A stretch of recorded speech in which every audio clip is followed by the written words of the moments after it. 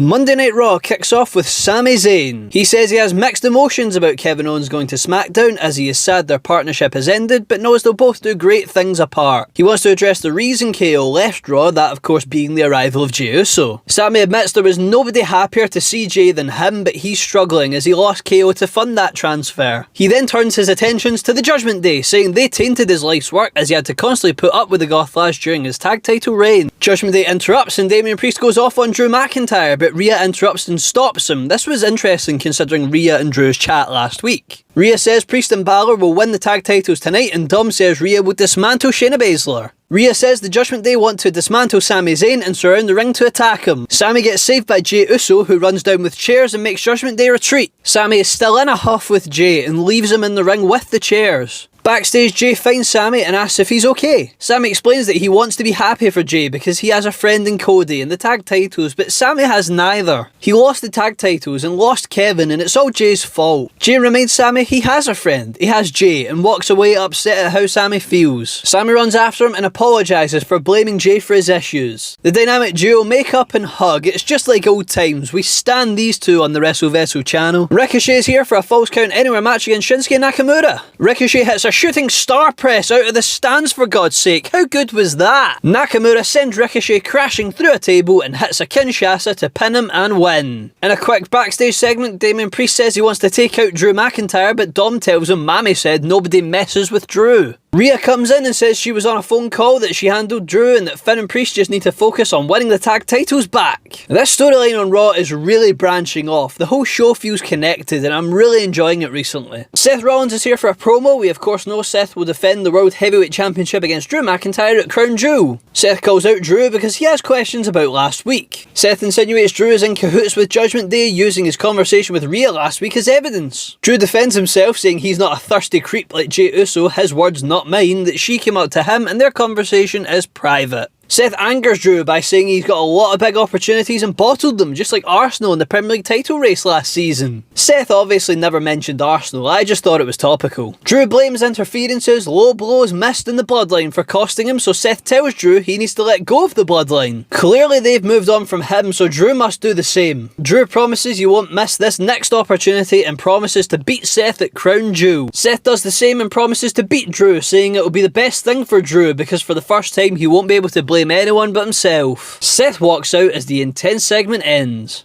Ludwig Kaiser takes on Johnny Gargano next after interference from Giovanni Vinci. Kaiser hits an enziguri and a swinging DDT to pick up the win. Backstage, Drew continues his stroppy teenager phase and has a go at Sami Zayn for forgiving JEY USO. Sami continues to stand up for his boy, but Drew tells him it's that forgive anyone happy-go-lucky attitude that's the reason Sami hasn't been a world champion. The two agree to a match next week on Raw. That one will be tasty. Rhea Ripley is here next. She takes on Shayna Baszler. The match ends in a DQ when Nia Jax, Raquel Rodriguez and Zoe Stark get involved. The Raw Women's division is a shambles. It's almost as bad as AEW's. Get Rhea some genuine competition quickly, because with the Judgement Day she's on fire, but I couldn't care less when she does side quests on her own with the women. We get a backstage interview. It's Cody Rhodes and JEY USO with jumping Jackie Redmond. Jey yeets through another promo and says Sami is his boy, and despite what happened earlier, he always has his back. Cody says he wants to live up to the legacy of the tag titles and elevate them. Man, I really hope these two get a long reign with the titles. Bronson Reed challenges Gunther for the Intercontinental Championship next. Talk about meat slapping. This one was a hard hitter if I've ever seen one. We get a superplex off the top, but Gunther kicks out at 2. How did the ring not implode there? Gunther hits a powerbomb and retains the title after an absolute banger. Props to both men for showing up and showing out.